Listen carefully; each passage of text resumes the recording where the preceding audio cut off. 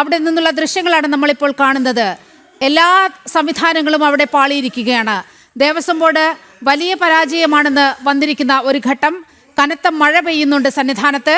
പക്ഷേ ആ മഴയെ അവഗണിച്ചുകൊണ്ടും പൊന്നയ്യപ്പനെ ഒരു നോക്ക് കാണാൻ വേണ്ടി കാത്തിരിക്കുന്ന ജനസഞ്ചയമാണ് കാണുന്നത്. ഒരു മുന്നൊരുക്കവും അവിടെ കൃത്യമായി ഉണ്ടായിട്ടില്ല എന്ന് വെളിവാക്കുന്ന രീതിയിലുള്ള വലിയ ക്രമീകരണങ്ങളുടെ പാളിച്ച അവിടെ സംഭവിച്ചിരിക്കുന്നു. രാജീവ് നമ്മോടൊപ്പം ചേരുന്നുണ്ട്. രാജീവ്, സന്നിധാനത്തു നിന്നും വരുന്ന ആ കാഴ്ചകളാണ്. കനത്ത മഴ പെയ്യുകയാണ്. അവിടെ മണിക്കൂറുകളായി കാത്തു നിൽക്കുകയാണ് അയ്യപ്പ ഭക്തർ അയ്യനെ ഒരു നോക്ക് കാണാൻ. ഒരു സംവിധാനവും ദേവസ്വം ബോർഡ് ഒരുക്കാൻ എന്തുകൊണ്ടാണ് ഇവർക്ക് ഈ സംവിധാനങ്ങളൊക്കെ ഇങ്ങനെ കുത്തഴിഞ്ഞ രീതിയിലാക്കാൻ കഴിഞ്ഞത്? രാജീവ്,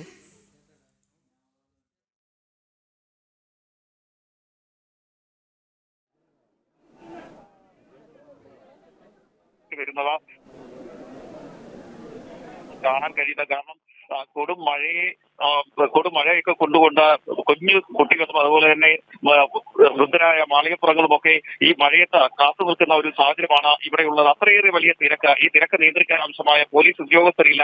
മാത്രമല്ല പമ്പ മുതൽ ഇങ്ങോട്ട് ഈ തിരക്ക് നിയന്ത്രിക്കാൻ ആവശ്യമായ സംവിധാനങ്ങൾ ഏർപ്പെടുത്തിയില്ല എന്നതാണ് ഏറ്റവും പ്രധാനപ്പെട്ട ഒരു പ്രശ്നം. അതിനാവശ്യമായ സംവിധാനങ്ങൾ മുൻകൂട്ടി ഏർപ്പെടുത്തിയിരുന്നെങ്കിൽ ഇത്ര വലിയൊരു തിരക്ക് ഇവിടെ ഉണ്ടാകുമായിരുന്നില്ല. കാരണം നേരത്തെ തന്നെ സർക്കാർ സംവിധാനങ്ങൾക്കും പോലീസിനുമൊക്കെ എത്രത്തോളം ഭക്തർ ഇവിടേക്ക് എത്തുമെന്ന് കൃത്യമായി അറിയാം.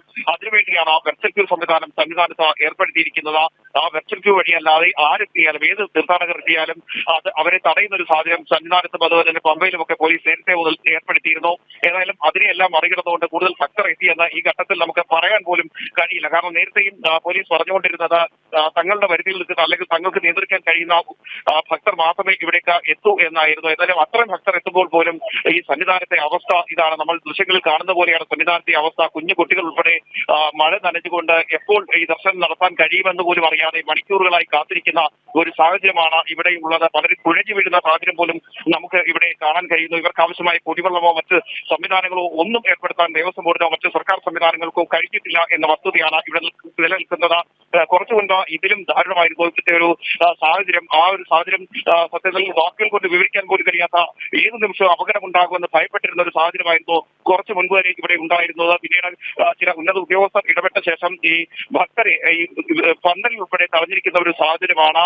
നിലവിലിപ്പോൾ ഈ 18-ാം പടിക്ക് താഴെ തിരക്ക് നിയന്ത്രിക്കാൻ കഴിഞ്ഞിട്ടുണ്ടെങ്കിൽ കൂടിയും ഈ വിരിപ്പന്തൽ തൊട്ട് പമ്പയിലേക്ക് ഈ തീർത്ഥാടകരുടെ ഒരു നിര നീളുന്ന ഒരു സാഹചര്യമാണ് ഇപ്പോഴുള്ളത്. അത് കൂടുതൽ പ്രതിസന്ധി ഉണ്ടാക്കുമെന്ന കാര്യത്തിൽ സംശയമില്ല. കാരണം കനത്ത മഴ സന്നിധാനത്ത് ഇടയ്ക്കിടെ പെയ്യുന്നുണ്ട്. അതുകൊണ്ട് തന്നെ പമ്പയിലേക്ക് കൂടുതൽ ഭക്തർ എത്തുന്നത് വീണ്ടും പ്രതിസന്ധി ഉണ്ടാക്കും. അവരെ നിയന്ത്രിക്കാൻ ആവശ്യമായ പോലീസ് സംവിധാനങ്ങൾ നിലവിൽ ഇവിടെ ഇല്ല. അല്പസമയം മുമ്പ് സംസ്ഥാന പോലീസ് മേധാവിയുമായി ഞാൻ സംസാരിച്ചിരുന്നു. അപ്പോൾ അദ്ദേഹം പറഞ്ഞത് കൂടുതൽ പോലീസ് ഉദ്യോഗസ്ഥരെ ഇവിടേക്ക് അയക്കുമെന്നാണ്. ഇനി പോലീസ് ഉദ്യോഗസ്ഥർ ഇവിടേക്ക് എത്തുമ്പോൾ ഈ തിരക്ക് നിയന്ത്രിക്കാൻ കഴിയുമെന്ന് ഈ ഘട്ടത്തിലൊന്നും നമുക്ക് വിശ്വസിക്കാൻ കഴിയില്ല. കാരണം പരിചയസമ്പന്നരായ ഉദ്യോഗസ്ഥരുടെ അഭാവം ഇവിടെയുണ്ട് എന്ന് തന്നെയാണ് ഈ ഘട്ടത്തിൽ നമുക്ക് പറയാൻ കഴിയുന്നത്. നേരത്തെയൊക്കെ നമ്മൾ ശബരിമലയിൽ എത്തുകയും വാർത്തകൾ റിപ്പോർട്ട് ചെയ്യുകയും ചെയ്തിട്ടുണ്ട്. മകരവിളക്ക് ഉൾപ്പെടെ റിപ്പോർട്ട് ചെയ്യുന്ന ഒരു സാഹചര്യമുണ്ട്. ആ സാഹചര്യത്തിലൊക്കെ ഉണ്ടായിരുന്ന രീതിയിലുള്ള ക്രമീകരണങ്ങൾ ഇപ്പോൾ ഇവിടെ ഇല്ല. ദേവസ്വം ബോർഡും സർക്കാരും ഒക്കെ അയ്യപ്പ സംഗമം നടത്തുന്നതിൽ മാത്രം ശ്രദ്ധ കേന്ദ്രീകരിക്കുമ്പോൾ യഥാർത്ഥ ഭക്തർ ഇങ്ങനെ ഇവിടെ എത്തി കൊടും യാതന അനുഭവിക്കേണ്ട ഒരു സാഹചര്യമാണ്. അയ്യനെ ഒരു നോക്ക് കാണാൻ വേണ്ടി മുൻപും മണിക്കൂറുകൾ കാത്തിരിക്കേണ്ട സാഹചര്യമൊക്കെ തീർത്ഥാടകർക്ക് ഉണ്ടായിട്ടുണ്ട്. പക്ഷേ ഈ രീതിയിലുള്ള ഒരു ദുരിതം അവർക്ക് അനുഭവിക്കേണ്ടി വന്നിട്ടില്ല എന്നതാണ് ഏറ്റവും പ്രധാനപ്പെട്ട ഒരു കാര്യം.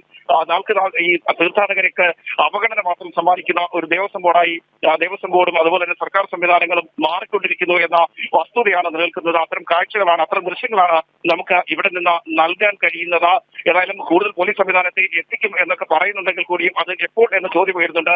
നേരത്തെ നമ്മൾ പറഞ്ഞതുപോലെ തന്നെ പമ്പയിൽ നിന്ന് 3 ദിവസം മുൻപാണ് ഒരു വാർത്ത നമ്മൾ നൽകിയത്. പമ്പയിൽ യാതൊരു തരത്തിലുള്ള അടിസ്ഥാന സൗകര്യങ്ങളും ഏർപ്പെടുത്തിയിട്ടില്ല. ഈ രീതിയിലുള്ള അടിസ്ഥാന സൗകര്യങ്ങൾ വെച്ച് മുന്നോട്ട് പോവുകയാണെങ്കിൽ തീർത്ഥാടകർക്ക് അത് വലിയ ദുരിതമായിരിക്കുമെന്ന് നമ്മൾ അവിടെ വെച്ച് തന്നെ ചൂണ്ടിക്കാണിക്കുകയും ചെയ്തിരുന്നു. എന്നാൽ അതിനുശേഷവും യാതൊരു അടിസ്ഥാന സൗകര്യങ്ങളും ഒരുക്കിയിട്ടില്ല. 22-നാണ് രാഷ്ട്രപതി സന്നിധാനത്തേക്ക് എത്തുന്നത്. രാഷ്ട്രപതി എത്തുമ്പോൾ നമുക്കറിയാം പലതരത്തിലുള്ള ക്രമീകരണങ്ങൾ ഓരോ സ്ഥലത്തും ഏർപ്പെടുത്താറുണ്ട്. പക്ഷേ ഇവിടെ അങ്ങനെ പോലും സംവിധാനങ്ങൾ ഏർപ്പെടുത്തുന്നില്ല. അല്ലെങ്കിൽ പമ്പാതീരം മാലിന്യമുക്തമാക്കാനുള്ള ക്രമീകരണങ്ങൾ പോലും ഏർപ്പെടുത്തിയിരുന്നില്ല. പിന്നെ ഭക്തരുടെ കാര്യം ഇതിൽ കൂടുതൽ നമുക്ക് പറയാൻ കഴിയാത്ത ഒരു സാഹചര്യമാണ് ഉള്ളത്. അത്രത്തോളം ദുരിതത്തിലാണ് ഭക്തർ എന്ന കാര്യത്തിൽ രാജീവ്, ഈ ഇത്രയധികം ഭക്തജനങ്ങൾ ഇവിടേക്ക് എത്തുമെന്നുള്ള കാര്യം വളരെ കൃത്യമായി ദേവസ്വം ബോർഡിന് അറിയാമല്ലോ. ഈ വെർച്വൽ ക്യൂ സിസ്റ്റം ഒക്കെ നിലവിൽ നിൽക്കുന്നത് കൊണ്ട് എത്ര ഭക്തർ എത്തുമെന്നുള്ള ഒരു ഏകദേശ കണക്ക് ദേവസ്വം ബോർഡിന് മുന്നിലുണ്ട്. മാത്രവുമല്ല, നിലയ്ക്കലും പമ്പയിലും ഈ ഭക്തർ എത്തുമ്പോൾ തന്നെ അതിൽ ഒരു അസ്വാഭാവികത തോന്നുകയാണെങ്കിൽ പോലും അവിടെ നിയന്ത്രിക്കാനുള്ള സംവിധാനങ്ങൾ ഉണ്ടായിരുന്നില്ലേ, അവിടെ ഇന്റലിജൻസ് സംവിധാനങ്ങൾ ഇല്ലേ എന്നുള്ള ചോദ്യമൊക്കെ അവശേഷിക്കുകയാണ്. കാരണം ഇപ്പോൾ സന്നിധാനത്ത് 18-ാം പടിയുടെ താഴെ ഇതാണ് സ്ഥിതി എന്നുണ്ടെങ്കിൽ താഴെ പമ്പ വരെ എത്തുന്ന ആ ഒരു വഴിയിൽ ഉടനീളം എന്ത് വലിയ തിരക്കായിരിക്കും അനുഭവപ്പെടാൻ പോവുക എന്നത് യാതൊരു സംശയമില്ലല്ലോ. ഇപ്പോൾ 1 മണിക്കൂർ ദർശന സമയം കൂട്ടിയിട്ടുണ്ട്. അതുകൊണ്ട് കാര്യങ്ങൾ ശരിയാകുമോ? നിയമം അത് തന്നെയാണ് ഏറ്റവും പ്രധാനപ്പെട്ട ഒരു പ്രശ്നം. കാര്യം ഈ അയ്യപ്പ ഭക്തർ ആദ്യം എത്തുന്ന നിലയ്ക്കലാണ്. ആ നിലയ്ക്കൽ യാതൊരു തരത്തിലുള്ള സംവിധാനങ്ങളുമില്ല. തീർത്ഥാടകർ എത്തിയാൽ അവർക്ക് വിരിവെക്കാൻ ആവശ്യമായ അടിസ്ഥാന സൗകര്യങ്ങൾ പോലും ഏർപ്പെടുത്തിയിട്ടില്ല. പിന്നീടുള്ളത് അവരെത്തുന്ന പമ്പയിലാണ്. ആ പമ്പയിൽ അടിസ്ഥാന സൗകര്യങ്ങളില്ല. പിന്നെ അവർ എവിടെ വിരിവെക്കും, അല്ലെങ്കിൽ എവിടെ അവരെ നിയന്ത്രിച്ച് നിർത്തും എന്നതാണ് ഏറ്റവും പ്രധാനപ്പെട്ട ഒരു ചോദ്യം. കാരണം ഈ മണ്ഡലകാലം ആരംഭിക്കാൻ ഇനി 5 ആഴ്ച മാത്രമാണ് ശേഷിക്കുന്നത്. ആ ഒരു സമയത്ത്, അതായത് തുലാമാസ പൂജകൾക്കാണ് ഇതാണ് അവസ്ഥയെങ്കിൽ മണ്ഡലകാലം ആരംഭിക്കുമ്പോൾ എന്തായിരിക്കും സന്നിധാനത്തെ ഒരു സാഹചര്യമെന്ന് നമുക്ക് ഊഹിക്കാൻ കഴിയുന്നത് മാത്രമേ ഉള്ളൂ. മാത്രമല്ല, നേരത്തെ ദിലീപ് സൂചിപ്പിച്ചതുപോലെ തന്നെ ഈ സന്നിധാനത്തേക്ക് എത്ര പേർ എത്തുമെന്ന് നേരത്തെ തന്നെ സർക്കാർ സംവിധാനങ്ങൾക്ക് അറിയാം, പോലീസിന് വളരെ കൃത്യമായി അറിയാം. പോലീസിന്റെ വെർച്വൽ ക്യൂ സംവിധാനം വഴിയാണ് ഇവിടേക്ക് ഭക്തരെ നിയന്ത്രിച്ച് കടത്തിവിടുന്നത്.